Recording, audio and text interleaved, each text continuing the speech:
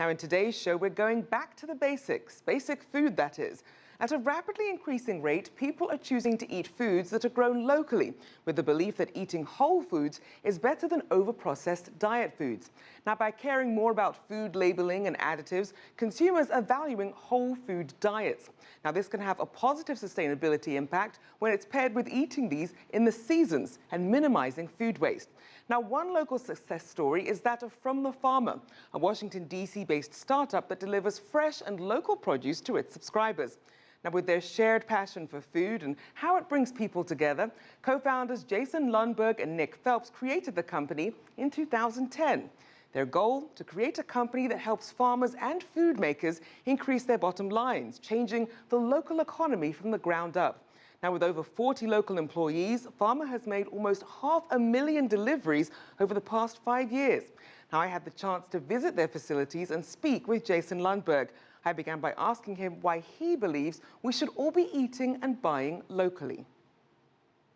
Food that is picked to be transported across the country is picked before it's ripe and before it's fresh, and it has to ripen in transport or on your kitchen counter, and it just doesn't taste as good if you let that food ripen on the tree. So since we buy local food, it's picked to transport 50 miles, so most of the items that we're getting are picked at the peak of freshness from the farm, and they're transported into your front door very quickly.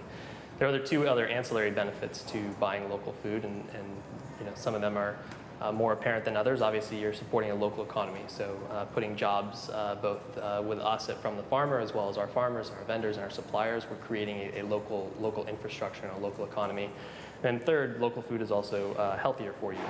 Food that is picked and in transit for 2 weeks starts to lose its nutritious value, and our food oftentimes can go from the field to your front door in sometimes as short as 12 hours. It's the most nutritious food I think you can get in this area.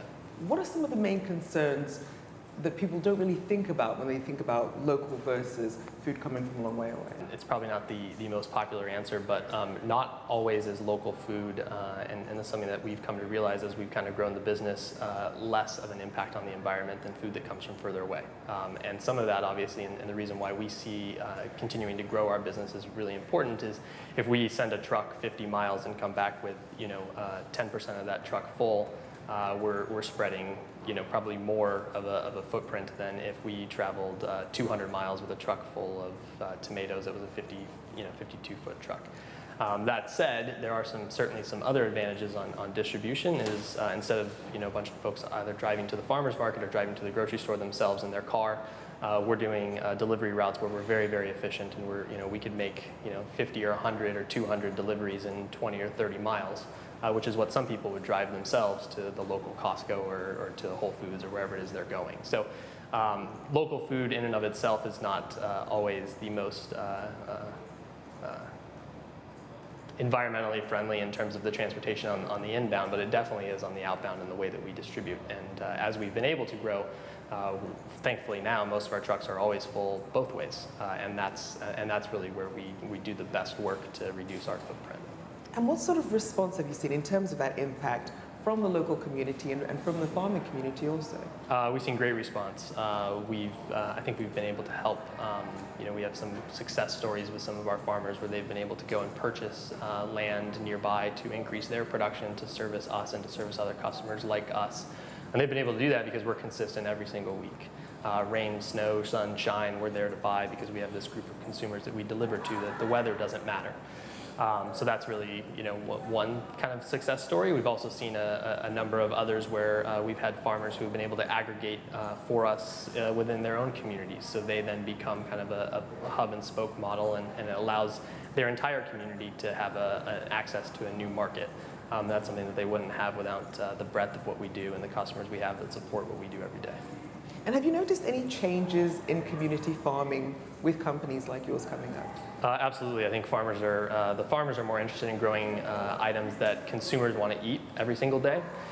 So we're less focused on growing things for production. We're less farmers are less interested in growing for some of the large applesauce producers or some of the large juicing producers or whatever that may be. The farms and the community is really focused on growing the right things that people want to buy. So, and we've been able to help them identify what that is because we're in touch with our customers every week. So we help them understand that, you know, a purple cauliflower is going to sell better than a white cauliflower, and that's really what our customers want. When people think about eating organically or eating locally, sometimes that doesn't necessarily mean that's a good thing for their pocketbooks. What's your response when people have that concern? We're not trying to be the cheapest because we think that real food is expensive, and not expensive so it's out of reach, but when people pay for what the true cost of food is, and that's making sure that the person who plants that food is being paid a living wage, and they're able to pay a living wage to the people that are picking that food. And then there's obviously the cost of transportation and the cost of our cost to run what we do in our business. Food itself and the food that we sell isn't cheap, but it is the highest quality. And we try and do our very best to get the most amount of money directly back to the farmer. So I really think that that's what people are looking to do, is they want to put money back into the pockets of the individuals that are growing their food, and that has many impacts. They say that $1 spent in your local community is spent 6 times over.